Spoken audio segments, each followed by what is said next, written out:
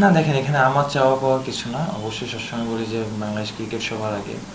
যদি আ যারা এখানে রয়েছে এটা আসলে তাদের নিজেদের ধারণা। অবভিয়াসলি যদি আমি আমার জায়গা থেকে সুযোগ পাই আমি আমার সেরাটা দেওয়ার চেষ্টা করব। বাট আসলে এটা আমার কল না। আমার কাজ মাঠে ক্রিকেট খেলা।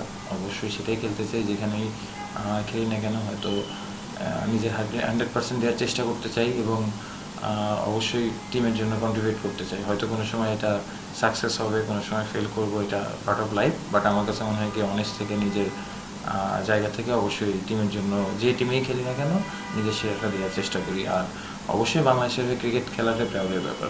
এইটা নিয়ে কমেন্টস করা আসলে মনে হয় আমার উচিত হবে না। আমি অ্যাজ এ প্লেয়ার, যারা হয়তো ম্যানেজমেন্ট বা নির্বাচক আছে তাদেরও কাজটা ভিন্ন।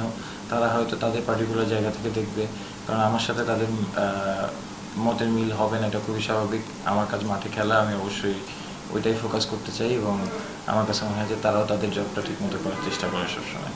না অবশ্যই দেখেন, একসাথে অনেক দিন ধরে ক্রিকেট খেলছি এবং তাকে মাঠে দেখতে পেয়ে খুব ভালো লাগছে এবং আমার কাছে মনে হয় সেও এনজয় করতেছে মাঠে ক্রিকেট খেলাটা, কারণ তার মেন কাজই এটা। তো অনেক বেশি উৎফুল্ল লেগেছে মাঠে যখন তাহলে দেখেছি।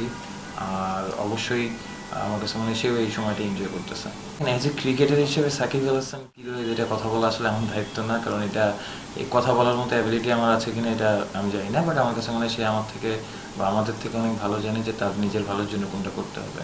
অবভিয়াসলি দেখেন, গ্লোবাল সুপার লিগের মতো টুর্নামেন্টে গ্লোবালি আমরা আসলে যদি পরপর 2বার চ্যাম্পিয়ন হতে পারতাম অবশ্যই বাংলাদেশ ক্রিকেটের জন্য একটা বড় পাওয়া ছিল। অ্যাট দ্য সেম টাইম অবশ্যই কিছু আক্ষেপ আছে, কারণ থ্রু আউট দ্য টুর্নামেন্টে আমার মনে হয় টিম হিসেবে ভালো খেলেছি এবং প্রতিটা প্লেয়ারই আসলে খুবই হাঙ্গরি ছিল যার যেখান থেকে যতটুকু পারফর্ম করা, কারণ আপনার টি-20তে ছোটো ছোটো কন্ট্রিবিউশন টিমের জন্য অনেক ইফেক্ট পড়ে। সেই জিনিসটাই আসলে থ্রু আউট দ্য টুর্নামেন্ট আমাদের হয়েছে। অবভিয়াসলি ফাইনালের দিন আমার কাছে মনে হয় যে একটা ব্যাড ডে আমাদের গিয়েছে এবং প্রতিটা টিমই আসলে খুবই শক্তিশালী ছিল এবং ওদের জায়গা থেকে ওরা অনেক বেটার খেলেছে। বাট হয়তো আমরাও ছোটোখাটো কিছু মিস্টেক করেছি যার কারণে আসলে হয়তো অ্যাট দ্য সেম টাইম মানে at the last time runners up হয়ে ফিরতে হয়েছে।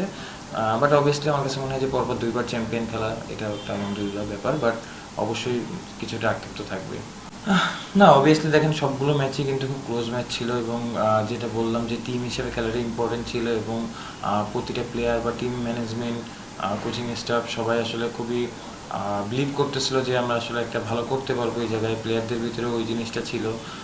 আলটিমেটলি ক্রিকেট একটা টিম গেম, তো আপনার টিম হিসেবে খেলতে হবে। তো ওই জায়গা থেকেই আমরা আসলে চেষ্টা করতেছিলাম। যদি ফাইনালটা ভালো হতো অবশ্যই আমার কাছে মনে হয় যে অনেক ভালো হতো।